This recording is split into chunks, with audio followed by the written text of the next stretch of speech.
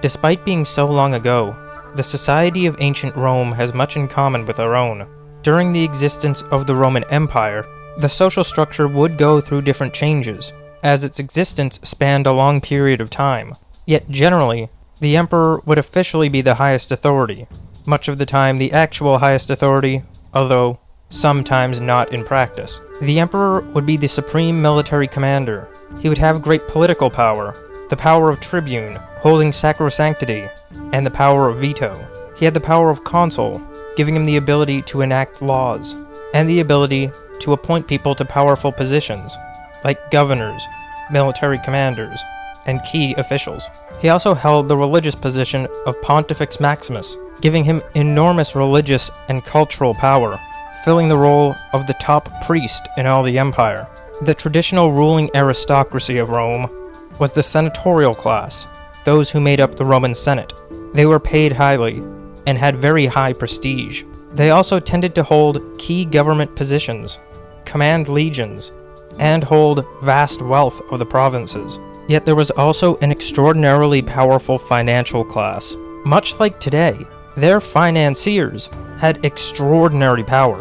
They were part of the equestrian class, which etymologically, equus meaning horse, and cheval meaning horse, is where we get words like chevalier and chivalry from, meaning knights, making them the chivalric knight class, which is quite curious for a financial class. This class included very wealthy financiers, businessmen, and prominent landowners.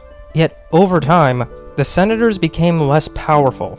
Their wealth came from land ownership, and not from commerce. Over time, commerce and finance would begin to displace them, and though the senators would hold more prestige, functionally, in many regards, they would be below the equestrian financiers. And as the empire grew and became more complex, the emperor would increasingly rely on members of the equestrian class to fill the administrative roles needed for the empire to function. They showed more loyalty to the emperor, as the emperors would begin granting them key powerful positions. They would eventually grow to become a vast administrative network that spanned the entire empire. Many provinces were under their control alone, with the Senate bypassed.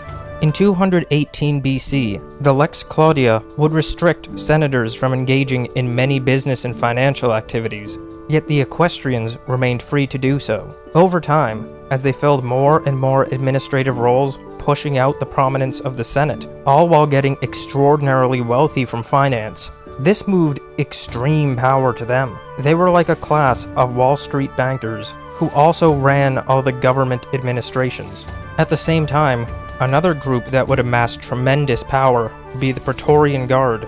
They were extremely close to the emperor, and because they had the constant threat of physical force and constant proximity to the emperor, they began to become kingmakers, with the ability to depose emperors that they disliked. This system that grew up in Rome shows many similarities to things that we see today, things that people associate with more complex modern societies. An extraordinarily powerful administrative state, tightly intertwined with the ultra-wealthy elite finance class, all while the inner circle of domestic security begins acting as kingmaker.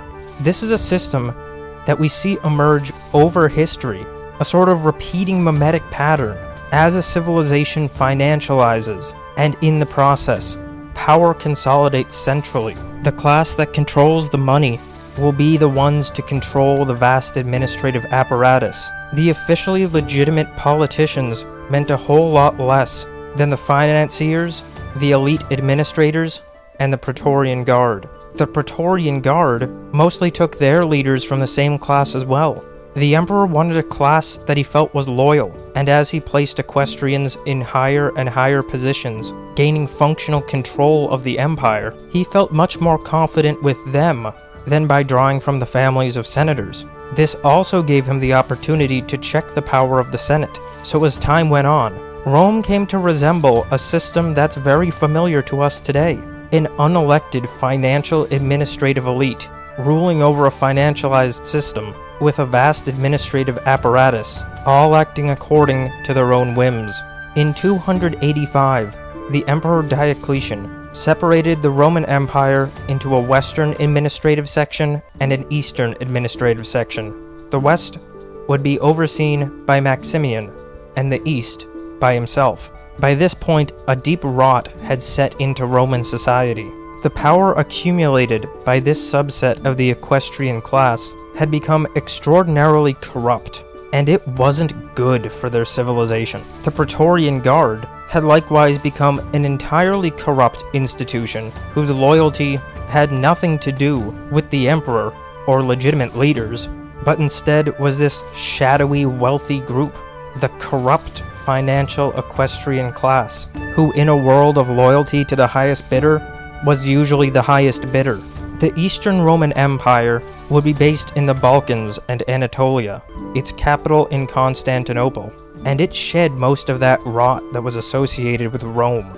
It held most of the wealthiest regions of the empire, and those corrupted institutions weren't taken over. It was a new start, another try without those corrupting influences, and that wealthy class centralizing power. In 293, the system of the Tetrarchy would be established. The empire would formally be divided in half, each half ruled over by an Augustus and by a Caesar, a senior ruler and a more junior co-ruler.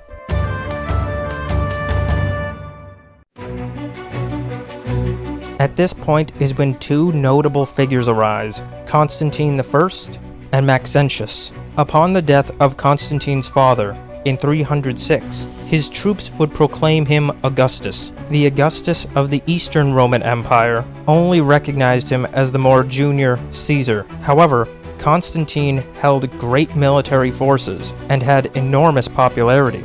Maxentius was the son of Maximian. He felt that he had been overlooked in Rome's succession, and he as well wanted to rule.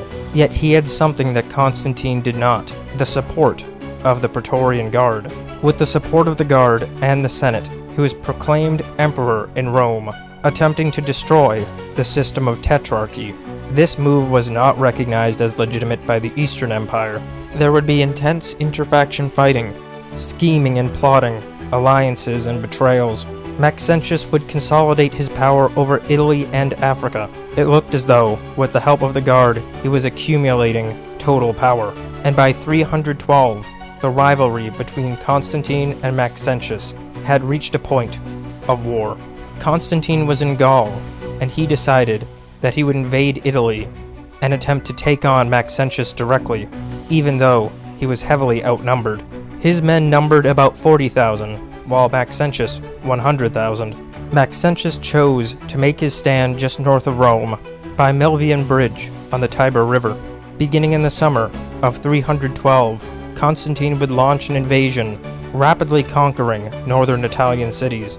It is recounted that Constantine received a vision, that he was to mark the shields of his men with the Chi-Rho, a symbol denoting the first two letters in the name of Christ. And on October 28, 312, Maxentius's army would cross the Tiber via Milvian Bridge, deploying on the northern bank, while Constantine's army advanced. Constantine's cavalry would attack and break Maxentius's cavalry, his infantry pushing Maxentius's forces back toward the Tiber. Maxentius would order a retreat, attempting to fall back behind the walls of Rome. Yet a temporary bridge that he had constructed would not be able to hold the weight of this retreat, and would collapse. Many of his men would drown, and Maxentius would be defeated. Constantine would enter Rome triumphantly. He would display Maxentius's head and disband the Praetorian Guard. The Edict of Milan would be issued the following year, granting religious toleration and beginning the process that would lead to Christianity becoming the religion to encompass Rome and Europe. This would be the start of an entirely new religious era and marked the beginning of the end for the corrupt financial and administrative class, at least for now. This would be the end for the Usurpacious Guard, though many of their members would go on to fill military roles throughout the outer provinces or as administrators in the empire. Yet this story is a powerful and important repeating theme that will pop up throughout history. The centralization of power, the financialization of a society, and allowing too much power to reside in the hands of an inner circle of guard.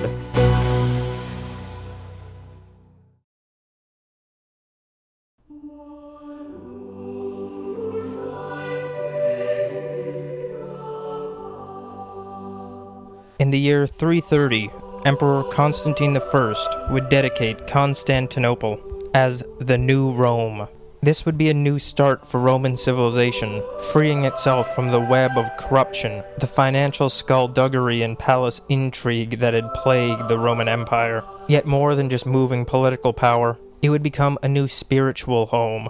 At this point, Rome was becoming Christian, and in 381, the First Council of Constantinople would be held, elevating the See of Constantinople to a position second only to Rome. Yet this was in matter of honor, a moral cultural distinction, and not true political authority within the Church. These were still the early years of the Church that we know now. The notion of Pope, as it exists today, hadn't yet been fully cemented. In 451, another council would be held, solidifying the notion that the sees of Rome and Constantinople were equals. Constantinople would be given jurisdiction over Asia Minor and Thrace. Rome's supremacy was only honorific, and was, in functional political matters, to be equal to Constantinople. Yet, over time, the two would divide. The culture of the Western Empire, which would ultimately fall in the 5th century, generally being cited at 476, when the last emperor, Romulus Augustus, was deposed by a Germanic chieftain, still held on to many of the notions that the Eastern Empire had been set up to avoid, while the East continued much longer as the Byzantine Empire. They would begin to develop different theological beliefs, different ritual practices, and their cultures would continue to diverge. The bishops of the East and West would frequently engage in heated disputes. The West embraced the notion of papal infallibility, and that the Bishop of Rome was supreme, the direct inheritor of the authority of St. Peter, while the East maintained that the patriarchs of Rome, Constantinople, Alexandria, Antioch, and Jerusalem were all equals in the governance of the Church, with the Pope, the Bishop of Rome, holding honorific supremacy, but not unique authority in the governance of the Church. In 1053, the Patriarch of Constantinople would close Latin churches in Constantinople that were following Western rituals, writing to the Bishop of Rome, condemning the practices. In spring of 1054, Pope Leo IX would send a delegation to Constantinople to address the dispute. On July 16th of 1054, Cardinal Humbert, who led the delegation, acting on behalf of the Pope, would place a bull on the door of the Hagia Sophia, condemning the Patriarch of Constantinople and proclaiming him a heretic, excommunicating the bishop. In response, the Patriarch would convene a synod in Constantinople, excommunicating Cardinal Humbert and the rest of the delegation. Beginning in the 1070s, the Byzantines would begin coming under the attack of Turks. They would appeal to the West for help. While these frequent disagreements had created significant strain, the two were ultimately still unified, and the West would send aid. And in 1095, while calling for a crusade to liberate Jerusalem for Christendom, Pope Urban II would call for the Crusaders to aid Byzantium. Yet the Crusaders would very often just end up stealing from the Byzantines. The relationship between East and West was about as tenuous as it could possibly be. The merchant Republic of Venice had reached a point of truly extraordinary wealth. They had become the financial heart of what remained of the scattered remnants of Western Rome. They created a wide-reaching system of financial derivatives and insurance contracts, allowing them to become extraordinarily wealthy and accumulate vast assets. Yet their practices were highly unscrupulous. They would one day even finance the Mongol hordes, utilizing their system of financial derivatives to facilitate trade through the Mongols and to acquire their assets. They spun up financial derivatives and took the wealth of Europe, all while perfectly happy to see them sieged, raided, and pillaged by the Mongols. In 1202, a fourth crusade was called, and the Crusaders, seeking ships for their efforts, turned to the Venetians. Venice offered their services, with the Doce of Venice, Enrico Dandolo, becoming quite personally invested in the project. Yet he had personal goals. He wanted to eliminate the prominence of Byzantium, which was an obstacle to their maritime trade power. The crusade would set forth, with Dandolo personally along for the voyage, Venetian ships carrying the Crusaders to the east. Yet the Crusaders, found that they were unable to make full payment for the Venetians' services. They gave the Venetians all that they could, yet it was still not enough. This gave the Doce and the Venetians enormous leverage over the Crusaders. They diverted them, sending them instead to Constantinople. What happened next would fill the Pope with tremendous shame, and the Crusaders with a life of regret. At the direction of the unscrupulous and wicked Venetians, the Crusaders were directed to pillage, plunder, and slaughter their way through Constantinople. A brutal, rapacious horde, which was such a moral stain that the Christians of the West didn't even know how to handle it. They were violent, lecherous. They stole and burned and destroyed.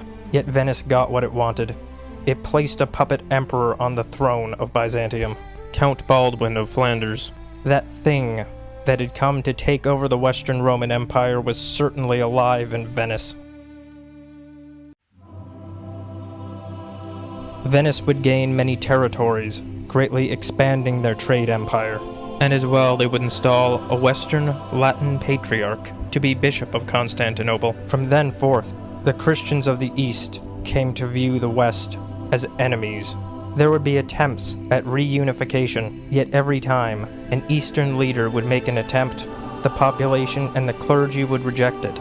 Western Roman Christianity and Eastern Orthodox Christianity were to be separate, and they would stay separate. In 1453, Constantinople would fall to the Ottoman Turks, and ultimately, the Byzantine Empire would end. That division of Eastern and Western Rome would continue to replicate itself into the future.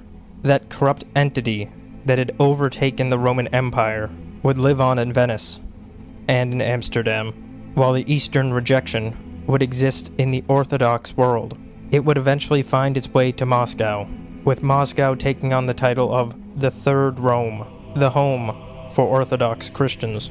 And ever since, there has been a strong division, a clear divide between the Europe of the East and the Europe of the West. For centuries, this has never been forgotten, and the pattern is borne itself out again and again.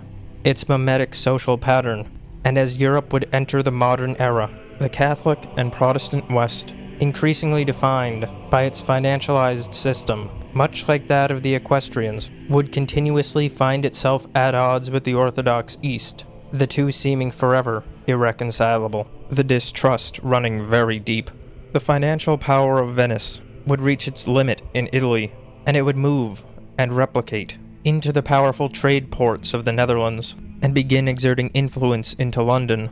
Throughout the Middle Ages, the Catholic Church would secure its grip over Western Europe.